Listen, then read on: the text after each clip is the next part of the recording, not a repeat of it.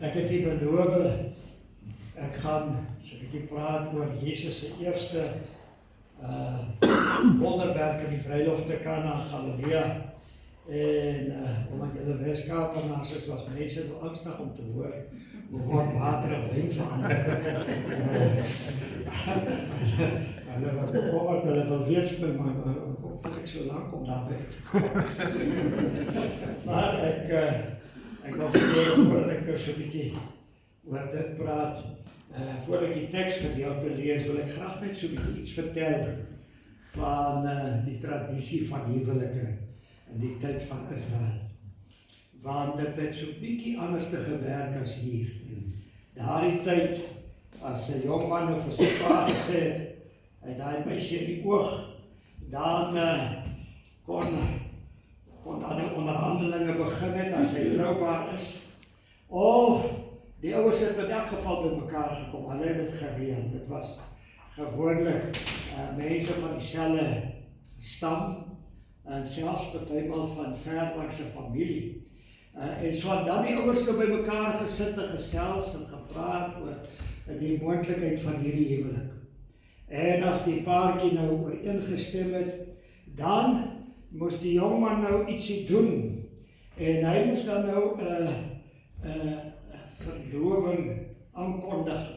En hy moes dan spesiale ooreenkoms aangaan. En hierdie verloving was dan gesien as 'n verbond wat gesluit was. Dit het 'n spesiale woord gehad, ek wil nou nie eens probeer om dit reg uit te spreek nie, maar hulle het dit genoem kiddushin. Dit beteken dis 'n verbond tussen twee mense. Dit was beskou soos 'n huwelik. Nou so 'n verloving het ten minste 9 maande geduur. Maar meeste van die tyd so 'n jaar lank. En in daardie tyd het dan nou iets spesiaals gebeur. Daai tyd het dan die paartjie nie mekaar gesien nie. Nou kan jy dink 'n paartjie wat verloof is in Suid-Afrika, sien nie mekaar vir 'n jaar. Maar wat gebeur het is dat die oomblik as die families ooreengestem het, hierdie verloving, dan was dit gesien soos 'n huwelik. En hierdie verloving kon slegs gebreek word as daar ontrouheid was. En dan was daar ook 'n boetebetaling gewees van die familie teenoor die persoon wat ontrou was teenoor die ander. Dit was 'n verbreking. En dit was verskriklik. En so ontrouheid kon selfs gelei het tot die dood van die persoon wat ontrou was en losbandig gewees het. Dit was 'n geweldige, heilige band wat gesluit was. En dan, wanneer daardie ooreenkoms nou aangegaan was daar iets spesiaals gebeur. Die jongman kon nie hierdie verbond aangaan as hy nie 'n spesiale bruidskap gegee het nie. Nou die bruidskap was genoem, hulle het nou net hierso kyk, mohar, M-O-H-A-R, mohar. Dit was 'n spesiale prys wat betaal moes word. Jy het amper iets so by ons mense, is nie heeltemal soos Labola nie, maar dit amper iets soos Labola, maar dit het nou sekere waarde gehad in die familie en sekere voorbereidings en so aan. En as hy nou daai prys betaal het, dan het hy weggegaan van daar af, en het mekaar nie vir 'n jaar gesien nie, maar in daai jaar het twee spesiale goed gebeur. Die bruid het na haar bruidsmeisies voorgekies en voorberei, en hulle het begin met hulle klere en met al hulle goeders en skoonheidsmiddels en afsondering, en die hele gemeenskap het geweet, sy is nou soos 'n getroude vrou in afwagting. En dan hy het iets spesiaal moes gaan doen. En ek wil hier, dit is nou verskriklik belangrik wat julle nou gaan vertel wat hy gaan doen. Hy het na sy pa, het mos nog die ding ooreengekom, sy pa het dus aan die ander pa gesê, dit is wat gebeur. Dat hy nou na sy vaders huis toe gegaan. En hy moes 'n bruidskamer gaan voorberei. Gewoonlik het hy aan sy pa se huis dan vir hulle 'n kamer gebou. groot kamer, en hy moes hom inrig as die bruidskamer en hulle toekomstige kamer. Want hy moes na sy vader se huis toe gaan om die kamer voor te berei. En dan, voordat hy die bruid gaan haal het, daar was nie 'n spesifieke tyd nie. Dan is sy maats nou vir hom sê, die kamer is nou reg. Wanneer gaan jy nou jou bruid haal? Dan sê ek weet nie. Want die pa moes goedkeuring gee dat die kamer reg ingerig is en op standaard ingerig is dat sy familienaam nou nie skade ly nie en dat al die geskenkies daar is en al die versieringe daar is wat eer aan die familie sal bring. En alleen wanneer die vader gesê het, dis reg, dan kon hy nou met sy geselskap gaan. Gewoonlik was die stil so 'n bietjie gestuur. En dan het die optog begin deur die strate en trompette was geblaas, die dramshorings was geblaas en gewoonlik het hulle probeer om die klomp aan die slaap te vang. Die bruidsmeisies was gereed, hulle het geweet die oomblik kom nou nader. En jy weet, die eerste 9 maande het hulle geweet, hoef nie te veel te worry, maar die laaste 3 maande van die jaar moes hulle verskriklik voorberei. Julle ken die verhaal van die 10 maagde en hoe hulle moes voorberei. Jesus vertel van daai 10 maagde en dan, as die bruidegom kom, dan in die middel van die nag, moes hy nou kom wegvier na die bruidsgeleentheid. En dan, by daardie geleentheid was gewoonlik die huweliksviering so tussen 7 en 14 dae. En as hulle by daardie huis aankom, die dorp was genooi, die hele gemeenskap was deel van die troue, want onthou, daai gemeenskappe was nie groot nie. Maar as hulle arriveer by die huis, dan was daar, iemand nou al Israel was, sal weet, daar sulke groot kliphouers. Nou die kliphouers vat omtrent so tussen 90 en 120 liter. En dit was dan vol water gemaak, en soos die gaste arriveer, was daar nou reinigingsrituele gewees, hulle moes hulle hande was uithaal, en hulle moes seker goed reinig, voordat hulle gaan, daar was wasprosesse, en kort as daar geëet was daar nou al die reinigingsprosesse, en die klipkanne uit moes die water geskep word, vir elke ou wat arriveer, en so, met ander woorde, daar het so 'n paar 100 liter water gestaan, wat lank voorbereid was in daai gebied. Ek vertel hier vir julle die storie, want dit is so belangrik, en dan was die feesmaal aan die gang, en almal het gekom en gegaan, en vandaag geslaap, hoor hy die party aangegaan. En dan het hulle nou lekker geëet, en die bruidegom was verantwoordelik vir die drinkgoedjies. Dis ook omdat vandag nog soos dit dan, hy moes sien dat die beste wyn en alles daar was.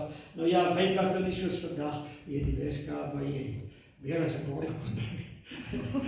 Na die moeilikheid gaan. Hulle kon, dit was baie, indien wel alkoholies gewees, maar dit was baie lig en meeste van die tyd ook met water vervlou.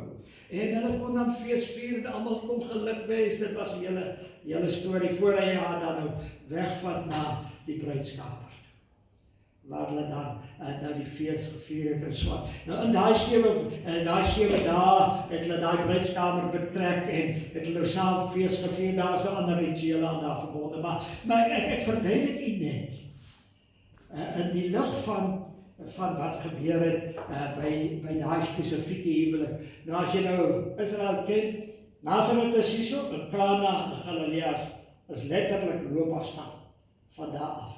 En Jezus het hier groot geword, en nou sy ma, en ook hy en die klompie disciples wat hy nou by mekaar gemaak het al, wat nou geluister het, genooi na hierdie bruilofsfees. Ek gee vir net so 'n bietjie geskiedenis en historiese agtergrond, laat u moet verstaan wat hier gebeur het, want hierdie gebeure van Jezus se eerste wonderwerk, is baie belangrik om dit te verstaan. Wat het hier gebeur, alhoewel partymal die vertaling van sekere van die betekenisse verlore gaan. Nou as jy na Johannes 2 kyk, vanaf vers 1 tot 11, hy sê so, en op die 3de dag was daar 'n bruilof te Kana Galilea, en die moeder van Jezus was daar, en Jezus en sy disciples was ook na die bruilof genooi. Nou ja, hy sê, en toe daar 'n wynkork kom, sê die moeder van Jezus vir hulle, Hulle het geen wyn, sê die moeder van Jesus vir hom, hulle het geen wyn. Nou kan jy dink, hier is nou so 2-3 dae in die groot fees aan die gang, en dan kom jy agter, my budget het dit nie gemaak nie. Ek het 'n kort by mekaar gemaak, en as geen wyn nie. En Jesus sê vir haar vrou, wat het ek met u te doen?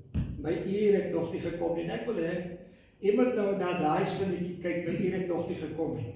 Want hier is so baie simboliek in hierdie hele teks, dat ek volgende week oor daai sinnetjie gaan praat. Ek moes die situasies kyk. Daai is 'n verskriklike belangrike sinnetjie in die lansering van Jesus se bediening. Hy sê, sy moeder sê vir die dienaar, sy wil nou nie met hom praat oor die uur nie, want sy het geweet wat hy van praat. Net wat hy vir julle sê, moet julle doen. En daar het volgens die reinigingsgebruike van die Jode 6 klipkanne gestaan, wat elkeen 2 of 3 anker hou. Nou dis so 90 tot 120 liter. Jesus sê vir hulle, maak die kanne vol water, en hulle het tot bo toe vol gemaak. Nou daar was aan lyk by baie water by mekaar gewees. Nou moet hulle ding, en hy sê vir hulle, skep nou uit en bring dit na die hoofdienaar. En hulle het dit gebring. En toe die hoofdienaar die water proe wat wyn geword het, kan jy nou dink, hier is so 900 plus liter wyn, wat nou skielik gegee word vir die ouens. En hy het nie geweet waarvandaan dit was nie. Maar die dienaars wat die water geskep het geweet. Roep die hoofdienaar die bruidegom en sê vir hom, elke mens sit eers die goeie wyn op, en wanneer hulle goed gedrink het, dan die slegte. Lyk vir my het geweet as daar so 'n bietjie die tong al geaffekteer was, dan het nie meer so duidelik geproe nie. En elke mens sit eers die goeie wyn op, en wanneer hulle goed gedrink het, dan die slegste. Maar eer die goeie wyn tot nou te bewaar, lyk vir my Jesus maak altyd net die beste, né? So, hierdie eerste een van sy tekens het Jesus te Kana Galilea gedoen, en hy het sy heerlikheid geopenbaar, die bedaai sinnetjie onthou, en sy disippels het aan hom geglo tot sover. Nou ja, hierdie is so belangrik, daar was 'n verbond gesluit, daar was 'n plek voorberei, en die Vader het dan die tyd aangekondig aan, as sy maat vir hom gevra het, wanneer gaan jy jou bruid haal? Alles is dan nou reg. Dan sê hy, ek weet nie, my pa sal sê. En as die pa gesê, alles is reg, gehaal jou bruid, dan kon hy sy bruid gaan haal. Jy kry reeds die beeld van Jesus in sy kerk. Nee, maar kom ons kyk net so 'n bietjie. Die troues in hierdie tyd was baie belangrik. Van die begin af gebruik God die huwelik. Vanaf die begin van die Bybel gebruik die Here die huwelik as 'n beeld van sy verhouding met sy mense. Reg van die begin van die Bybel. Sien ons dit. Eerstens, daar was Israel in die Ou Testament. Was die bruidegom.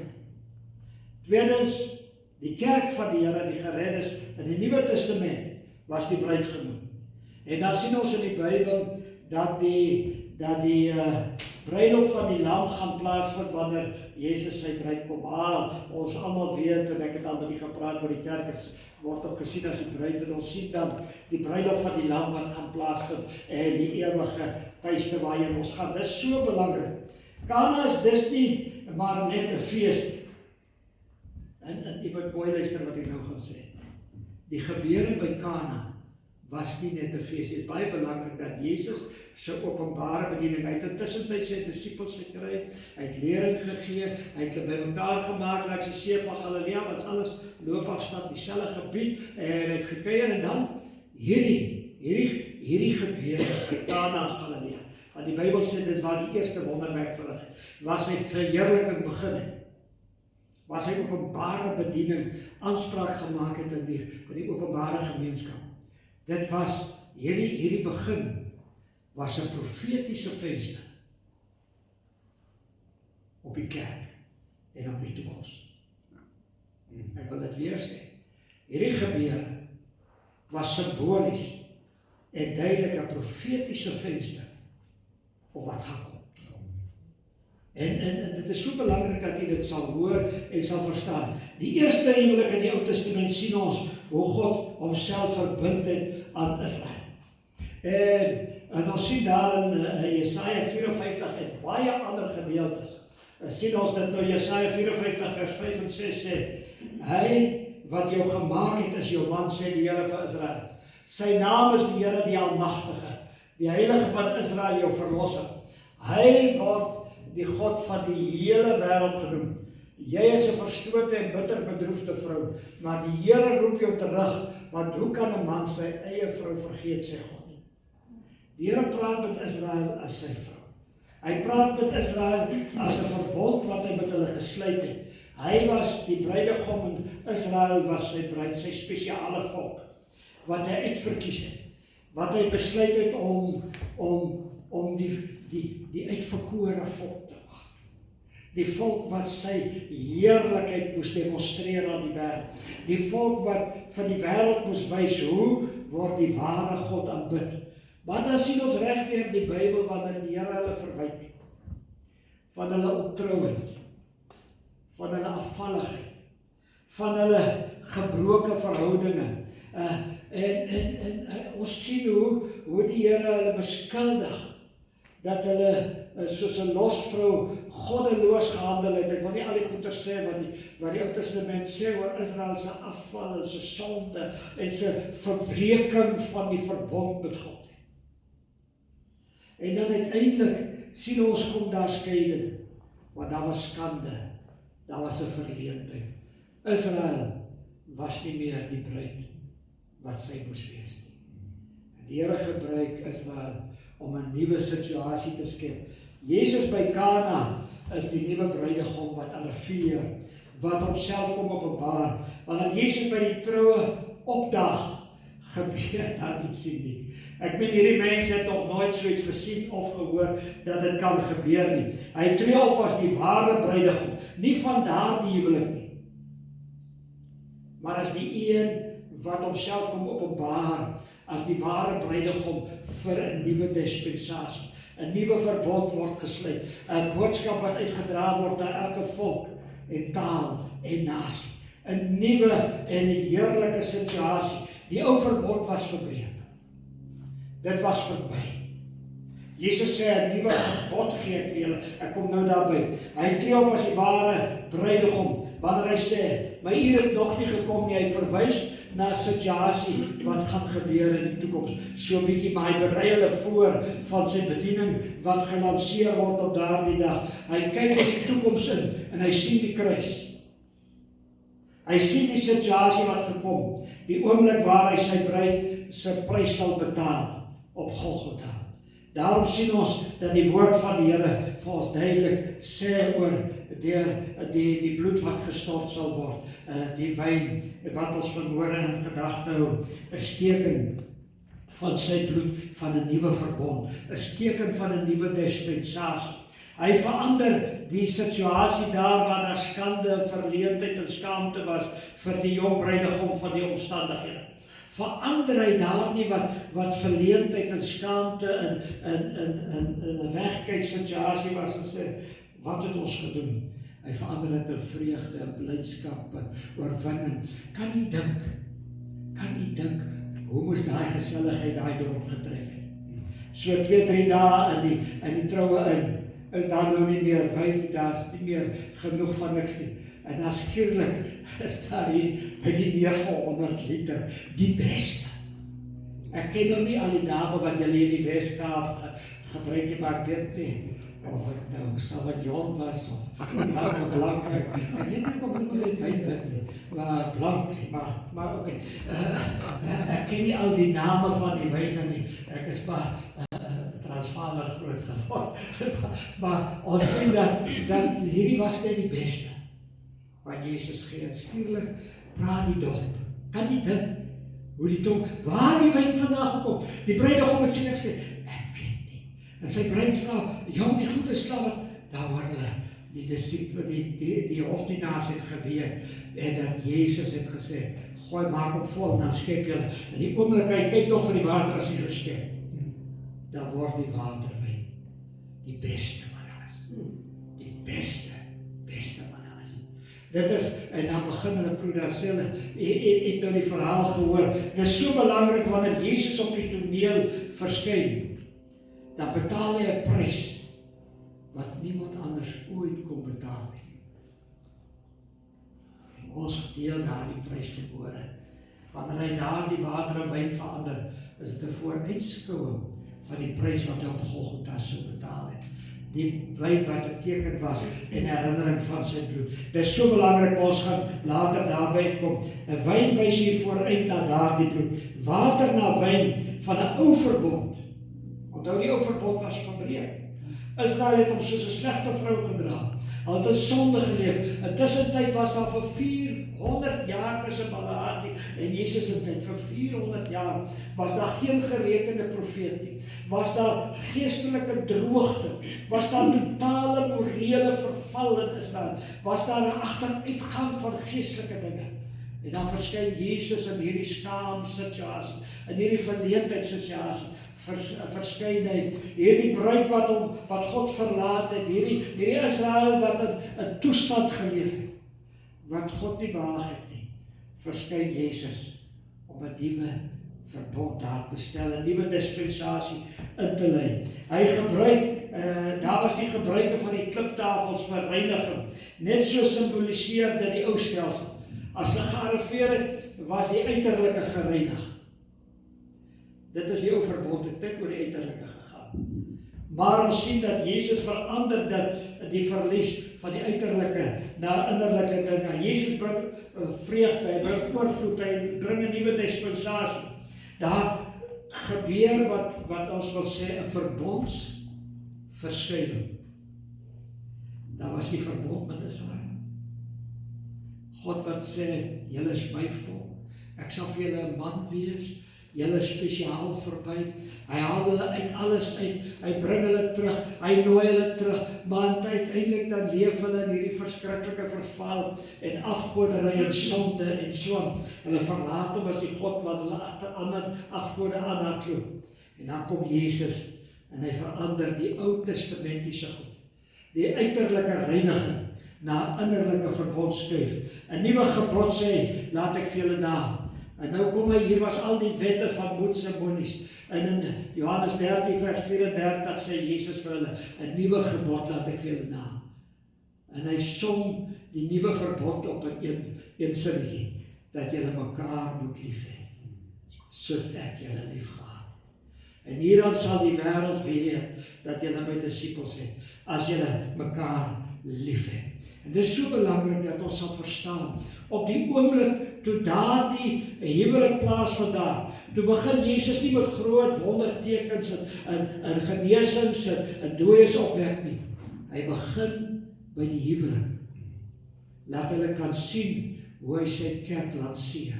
Laat dit simbolies is, 'n venster is op wat hy doen. En hy sê, my uur het nog nie gekom nie, ek sal die prys betaal, dit wat voor lê. En hy is besig om vir sy bruid te kom vertel, hy maak hulle bymekaar. Hy vertel vir hulle wat die toekoms is, hy vertel vir hulle van die prys waaroor geprofeteer was, daar die sondeval van Israel. Hy praat met hulle uit Jesaja uit, hy praat met hulle uit Daniël uit, hy praat met hulle oor baie goeders wat sou kom. Hy vertel vir hulle, daar kom 'n nuwe koninkryk, daar kom gesag wat julle sal ervaar. Die koninkryk verskuif vanaf Israel na sy kerk toe, 'n heerlike reinigingsproses. Hier is 'n wonderlike situasie. En wanneer Jesus sterf, sien ons dat die bruid van Christus word 'n besondere situasie genoem. As ons kyk na die beskrywing van Efesiërs 5. Ek sê altyd vir mense, ek het baie huweliksberaad gedoen en ek het baie moes lees oor die huwelike goeders toe ek my bekwaamheid vir as 'n beraader en so. En daar's geen beter stuk geskryf oor die huwelik wat ek ooit kon lees in 'n boek as jy Efesiërs 5 vanaf vers 22 tot 33, nie julle hoef dit nou te lees nie. Julle kan by die huis gaan lees, maar jy moet optrek 10 maal oorlees en elke teksvers verstaan. Dan sê hy, ek sê dit by die oog op Jesus Christus en sy kerk. Hy praat van die huwelik van 'n man en vrou is soos God se verhouding met sy kerk. Hy bring weer die identiteit van die kerk. Hy vat dit weg in Efesiërs 5 vanaf Israel en hy sit dit by u en by my as die bruid.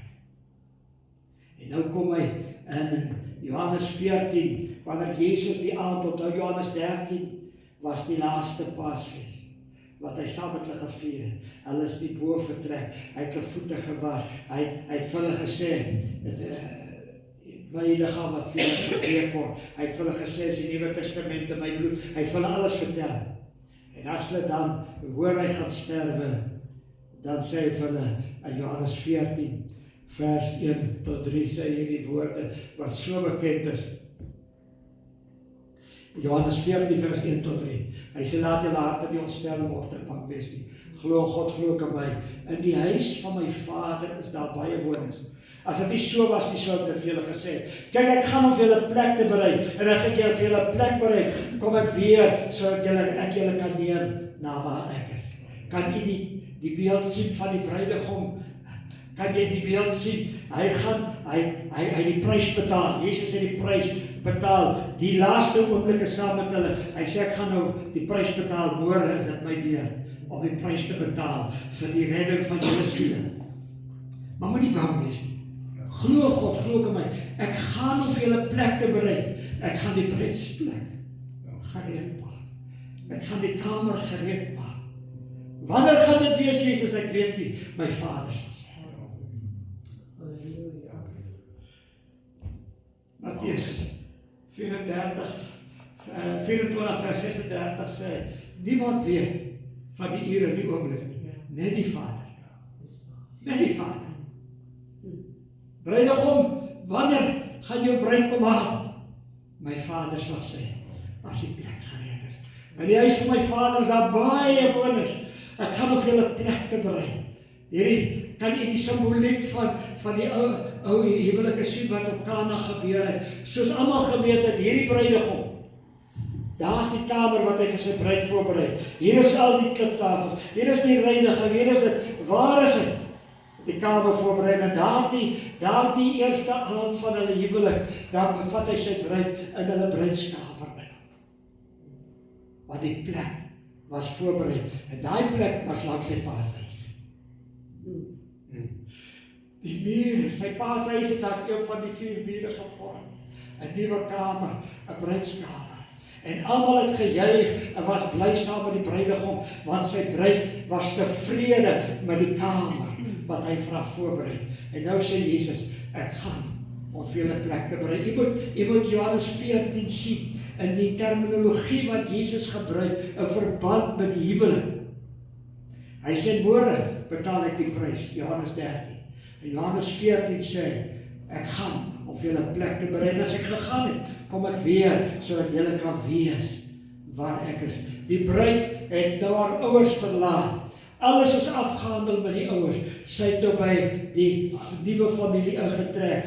Die nuwe pa was haar pa. Die nuwe man was haar hoof. Nie meer haar pa nie meer haar hoof van die ou familie nie meer die ooms en almal wat 'n sê oor haar gehad het. Daar's 'n nuwe familie, 'n nuwe situasie. Die bruidegom het haar kom haal.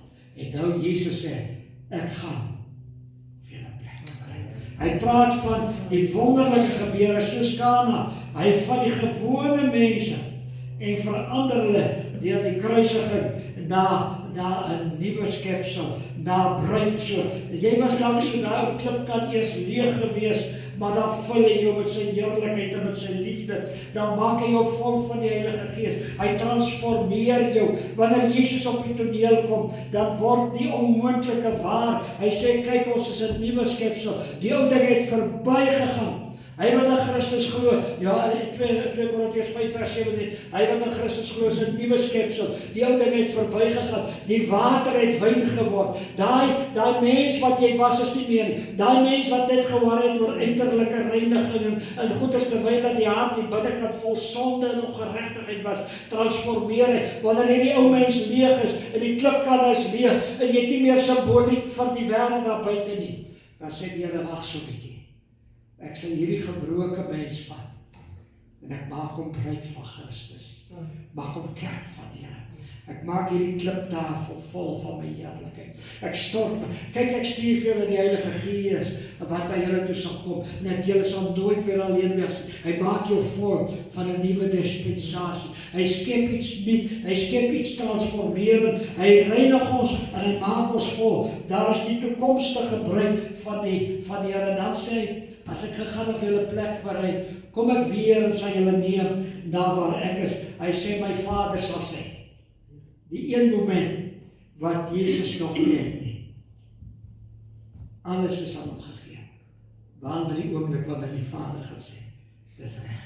Ek kan maar gaan lees Matteus 24:36 en ook in Markus, oor die woorde herhaal, maar in Openbaring 19 praat dan van die wonderlike geleentheid as die bruid gehaal word. Nou, sit hom maar na ons Openbaring 19 vers 7 tot 9. Laat ons bly wees in ons verheug en aan hom die heerlikheid gee, want die bruiloft van die lam het gekom en sy vrou het haar gereed gemaak. En aan haar is gegee om bekleed te wees met rein en fyn linne, want die fyn linne is die regverdige dade van die heiliges. Dit is my baie duidelik. Hy sê, toe hy dit vir my sê, hy skryf, salig is die wat genooi is na die bruilofsmaal van die lam. En hy het dit gesê, en hy sê vir my, dit is waaragtig die woorde van God. Dit is baie duidelik dat Jesus kyk uit na die oomblik wanneer hy en my kom haal. Hy weet ons is verander. Ons was leeg, ons was in skaamte, ons was in skande, ons was sondaar mense, soos daai bruidegom het nie geweet waar om sy gesig in te druk, toe hy in skaamte was wat die wyn het opgeraak het. Vir God was dit 'n swaar oomblik, toe die transformering moes doen van die ou verbond wat verbreek was, waar Israel agter afgode aangehardloop het, en hulle verhouding met God soveel mal gebreek het. Dan staan daar 'n nuwe dispensasie op. Veranderlike vernuwing. Van transformasie. Dit gaan nie meer oor die ou kliptafels, die uiterlike gebruik nie, en die ou wettiese wasserye en die ou wettiese goeders nie. Dit gaan oor 'n nuwe verhouding met God. En dis waarvan die tafel vanmôre getuig, 'n nuwe verhouding met die Here. Die verhaal eindig nie by Kana nie, maar die verhaal gaan eindig by die bruiloft van die Lam. Almal wat geweet het hierdie jongman en sy is verloof, almal het geweet, hierdie verhaal gaan eindig wanneer hy sy bruid kom haal en haar vat na sy vader se huis toe. Daarom weet ons al, weet hy vir 'n tyd haar nie gesien nie, het sy geweet sy moet haar gereed maak, haar trourok gereed maak. Haar meisies moet gereed wees. Alles moet 'n perfekte orde wees. Sy moet die geur hê van al die wonderlike salwe, die pragtige reukaters wat oor haar gegiet was. En so, die nag as die bruidegom haar kom haal, moet sy 'n perfekte toestand gewees het. Dis hoekom die Here vir ons sê, jaag die heiligmaking na, waar sonder niemand die Here sal sien nie. Dit is duidelik dat hy sê, ons versprei die geur van Christus. Hy praat, so baie gebruik hy die simboliek wat daardie mense verstaan het van die huwelik. Gebruik hy so baie, maar as jy nou die woorde van Jesus gaan lees, sê hy die simboliek optel kort, die goeders wat gesê word, selfs as hy sê, ons versprei 'n heerlike geur van Christus, wanneer ons kinders van God is, hy verander ons, want in hierdie situasie is daar geen tekort nie, geen skaamte meer nie, net 'n volmaakte vreugde, want hierdie helverdiende gebroke sondaar mens, wat uiterlik moes staat maak op wassinge en goeders, het innerlik getransformeer. Hierdie gebroke nasie van Israel, word dan die ligdraers van die boodskap van God se liefde, nie net aan 'n paar Jode nie, maar aan die hele wêreld. Die hele verbond het verander. Dit het gekom, en dit sluit ook een ek in. Ons sien ons weer die beeld van die wyn, die fees, wat vreugde word, oorvloed word, en hier is die mooi deel. By Kana sê die seremoniemeester, jy het die beste wyn tot nou toe teruggehou. Profeties beteken, en ek wil hê jy moet dit hoor, profeties beteken daai woorde van die hoofdienaar, die beste vir my is nog op pad. Amen. Die beste is nog op pad. Dit het nog nie gebeur nie. Maar ek is kind van die Here, dit was wonderlik. Ek is gevul met die Heilige Gees, en in hierdie tyd roep ons die invulling van die Heilige Gees. Dit is so wonderlik. Die gawes van die Gees en die bediening is so wonderlik. Maar is nog nie die beste. Die beste is nog op pad. Die bruidegom gaan kom. En ons gaan aansit aan die bruiloft van die Lam. Ons gaan rondom die tafels van God se heerlikheid sit. Ons gaan die plek betrek wat hy vir ons voorberei, die huis van die Vader. Dis daar baie wonings. Maria sê, doen net wat hy vir julle sê, dis wat ek vanmôre vir julle wil sê. As jy doen wat Jesus sê, die beste vir jou is op pad. Jy partymal stryd, dit is soms moeilik, dit is soms vat, soms effort om voor te berei, dit is soms duidelik dat hier is nog 'n kolletjie wat jy moet uitwas, daar is nog 'n plekjie om skoon te maak, hier is nog 'n dingetjie wat jy moet vaswerk, daar is nog iets aan jou geestelike bruilofskleed wat jy moet regkry. Maar jy moet dit doen, 'n verwagting van die bruidegom, wat binnekort die bassein gaan blaas, wat binnekort sy bruid kom haal. Hy is binnekort op pad, hy het vir ons tekens gegee, wat vervul word op hierdie tyd. Ons geestelike lewe word vol van heerlikheid. Die beste is nog nie hier nie. Die bruiloft van die Lam kom nog. Dis nie net jou situasie waarin jy nou verkeer nie, maar jou hart moet gefokus word om my voor te berei op die beste wat kom. As ons na hierdie tafel vanmôre kyk, dan sien ons die prys is betaal vir ons. Ons is onteenseglik gekoop. Niks kan afbreek doen aan die prys wat betaal is. Die oomblik as die kontrak gesluit was by die huwelik van Kana, daardie oomblik was die vader nie meer sê gaan oor wie die meisie moet kies nie, daardie oomblik was sy gegee.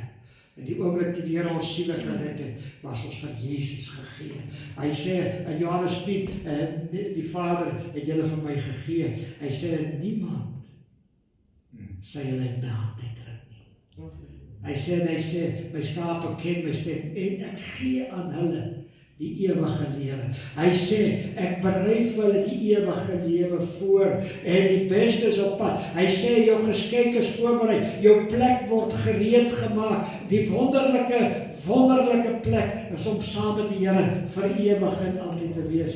En Johannes 2 vers 11 sê hierdie woorde, hierdie eerste van die tekens, het Jesus te Kana Galilea gedoen, en hy het sy heerlikheid geopenbaar, en sy disippels het hom geglo. Op daardie dag het hulle volg, tot daai oomblik het hulle hom geken as 'n meester, as 'n rabbi, as 'n leermeester. Maar van daai dag af beleef hulle sy heerlikheid, beleef hulle sy dinamiek, beleef hulle sy wonderwerkende krag, en hulle glo van sy skepingsmomente, hulle glo alles wat die krag van God word geopenbaar. Kan jy dink? Amper 1000 liter water word voor hulle oë die beste wyn. Kan jy dink, as jy oor die wêreld kyk, met sy 8 biljoen mense, oor die 3,5 biljoen van hulle word gesê as Christene, glo in die wederkoms, glo die beste is op pad. As God daarna kyk, as die wêreld kyk en sê, hierdie verlore sondaars, uit elke volk, taal en nasie, het hy vir homself gekoop, met die prys op Golgotha. Dis betaal vir u my. As ons dink, dit was wonderlik, die beste is op pad. Kom ons buig ons hoofde na bid. Liefdevolle Heer en Hemel Vader, terwyl ons hand nou uitsteek, hy hierdie brood as symbool van die liggaam wat ons gebreek word. Here, dank ons U, dat U in die voorbereiding, in die laaste momente na die prys gekyk het en sê, dis 'n groot prys om te betaal. Vader, maar nie my wil, U wil geskied. Die Vader sê, my kind, ek het die prys gemaak in lewe. En dan sien ons, Here Jesus, U sê, dis die Nuwe Testament in my bloed, wat vir julle gestort word. Here, ons sien dat U was bereid om die volle, hoë prys te betaal vir U bruid. En het gegaan om plek te berei. Here, help ons om wanneer ons hand uitsteek na hierdie stukkie brood, of hierdie glasie, dat ons sal onthou. U is die transformerende God, U vat water, wat 'n klipkanne was as symbool van die ou verbond, en U omskep dit in 'n nuwe teken, 'n nuwe verbond, en U openbaar U heerlikheid. Dankie dat U heerlikheid in ons lewens geopenbaar het, dat hierdie helverdiende verlore sondaar kind van die ewige God kon word. Ons dankie daarvoor in Jesus naam.